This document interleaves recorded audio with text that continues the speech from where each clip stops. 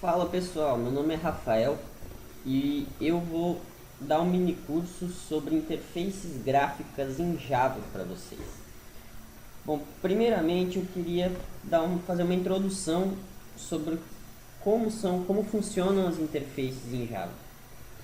Para criar uma interface gráfica em Java, a gente usa a biblioteca Swing, Java Swing. Ela é uma biblioteca gráfica que ela contém diversos objetos que servem justamente para montar a nossa interface. Para esse curso, pessoal, eu não vou ficar explicando muito sobre orientação a objetos e coisa e tal, porque eu suponho que para vocês terem se matriculado aqui, vocês devem saber um mínimo de programação, devem saber um mínimo sobre a sintaxe da linguagem, né, do Java, porque se eu fosse explicar tudo desde o começo, ia ficar muito extenso e ia fugir do tema. Bom, pessoal, aqui eu fiz uma demonstração básica. Eu vou rodar ela e eu vou explicando o que é cada coisa que aparece. Eu estou usando o Eclipse, tá, pessoal? Alguns de vocês vão preferir o NetBeans. Tanto o Eclipse quanto o NetBeans tem ferramentas boas para montar a interface, que é só pegar e arrastar objetos para dentro da interface, mas aqui a gente vai tentar criar tudo na mão, porque eu creio que você fazendo o negócio na mão, você aprende como ele realmente funciona. E você sabendo como uma coisa funciona, você consegue manipular ela muito melhor do que se você depender de alguém sempre pegando na sua mão, no caso. Aqui, pessoal, eu abri um frame. Isso aqui é um frame. A tela em si, a janelinha, é um componente chamado JFrame. Vocês vão notar que todas as classes que são realmente componentes gráficos que aparecem, elas iniciam sempre com a letra J e o nome do que ela seria em inglês. No caso, isso aqui é um frame. Um frame, ele é nada mais nada menos que uma janela. Ela é só essa parte decorativa mesmo, entende? Essa parte de fora, que é basicamente por onde todos os programas começam, né? Você sempre precisa de um frame. Cada uma dessas partes coloridas, pessoal, isso aqui é um JPanel, ele é um painel. O nome disso aqui é painel. Para que os painéis servem? Geralmente, dentro de um JFrame, a gente coloca um JPanel. É nesse JPanel que a gente vai colocar os outros componentes, que são, por exemplo, botões, campos de texto e etc. Então, é dentro de cada uma dessas partes coloridas é um painel diferente, e eles estão distribuídos aqui. Mais tarde vai ter uma parte do curso que vai falar sobre Layout Managers, que são justamente os responsáveis por fazer essa distribuição deles na tela, de fazer um aparecer aqui em cima, um aqui no meio e um aqui do lado. Mas enfim, esses dois tipos de objetos, pessoal, eles são o que a gente chama de containers.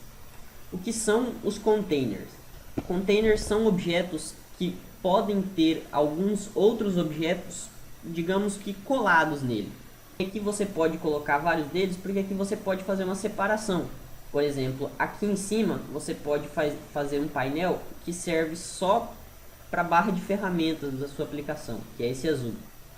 Aqui nessa parte verde poderia ser um painel de navegação. Aqui poderiam existir diversos links que mudariam, por exemplo, essa tela que ficaria aqui no meio, que é essa parte vermelha. Poderia, vamos dizer, ser o painel de conteúdo, que é onde realmente vai estar as coisas da sua aplicação.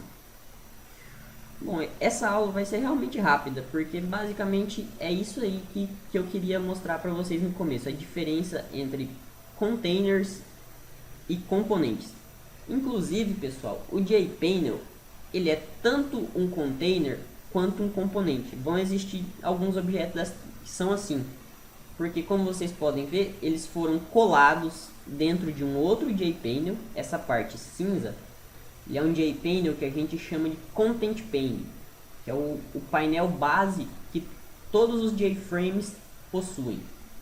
Desculpa se eu estou falando meio enrolado aqui, pessoal, se vocês não estão entendendo muito, mas realmente para entender isso aqui na teoria é difícil. O bom mesmo é vocês praticarem Eu vou mostrar alguns exemplos, eu vou postar alguns exemplos na plataforma. Também vou postar algumas referências muito boas para caso vocês queiram realmente se aprofundar mais nisso. Inclusive, não existe referência melhor que o próprio site da Oracle, né, que distribui o Java. Eles têm tutoriais muito bons que realmente ensinam e explicam lá as coisas. E também existem em português muitos fóruns bons que vocês podem pedir ajuda. Também vou largar lá alguns links que vocês podem ir buscar ajuda quando precisarem de socorro, beleza? E agora explicando no código o que cada parte dessa significa, beleza? Aqui eu declaro o frame. Aqui eu coloquei tudo dentro de um método main, que é o método que vai executar, né? Que é quando você cria uma aplicação Java, ele tem o método main, que tudo que tiver dentro dele é o que executa. Aqui o JFrame, ele é declarado aqui. Aqui eu coloco um Layout Manager nele, que esse que eu estou usando, ele é o Border Layout. Border Layout eu vou explicar mais lá na frente, mas para dar uma explicação rápida, ele divide o frame inteiro em algumas partes. As partes que eu utilizei são norte, que é essa parte azul, a parte oeste, que é o verde, e o centro, que é o vermelho. Aqui também existem escondidas as partes leste, que ficaria no caso um painel aqui do lado, a parte sul, que ficaria aqui embaixo, e existem algumas outras também, a gente chama de constraints, né, que são restrições, né, que são onde que especificam o que cada um é.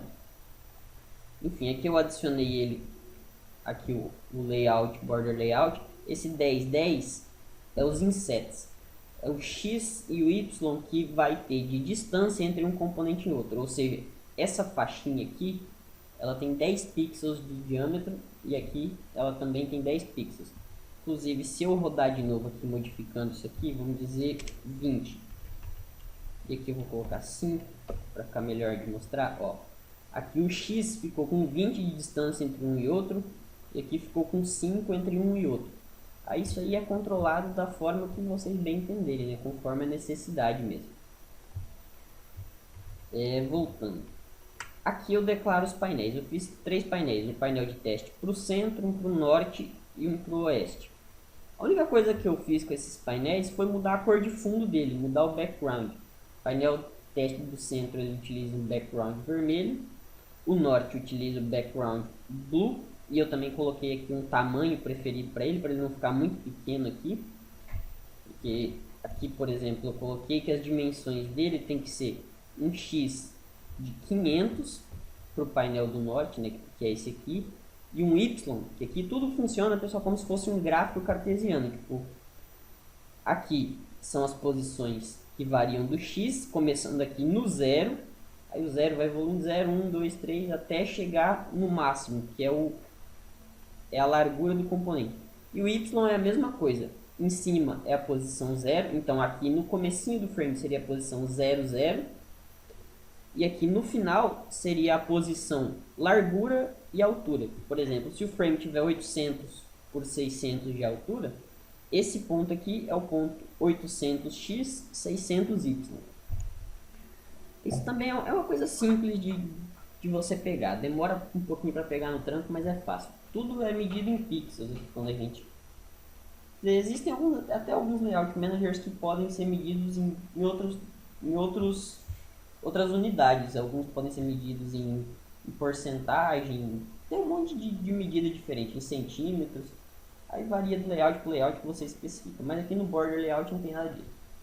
Mas voltando onde eu estava, essa linha especifica o tamanho do painel teste do norte, tamanho preferido, tá? Ele pode variar, mas o tamanho que eu gostaria que ele tivesse é 500x por 40y. Como o x dele é bastante variável, se eu arrastar para cá, o x aumenta, se eu arrastar para cá, o x diminui, esse x ele realmente é variável pela natureza do layout. Mas o 40 especifica sempre o tamanho dele. A altura dele não vai variar. Isso é uma característica do Layout Manager, pessoal. Isso vocês vão perceber mais para frente que isso pode mudar. Aqui eu fiz a mesma coisa com o painel do Oeste, né? Setando ele na cor verde e dando um tamanho preferido para ele. E aqui, pessoal, é a parte que eu adiciono os painéis no frame. Os painéis, eles além de serem containers, eles são componentes. Então, eles podem ser adicionados em outros containers. O frame é um container. Então, quando você coloca frame.add, esse método add, ele é o que realmente cola um componente no seu container. Aí você especifica qual deles, que é o painel teste do centro, e aqui você dá uma constraint, que é, vamos dizer assim, uma dica para o Layout Manager de onde esse componente tem que ficar.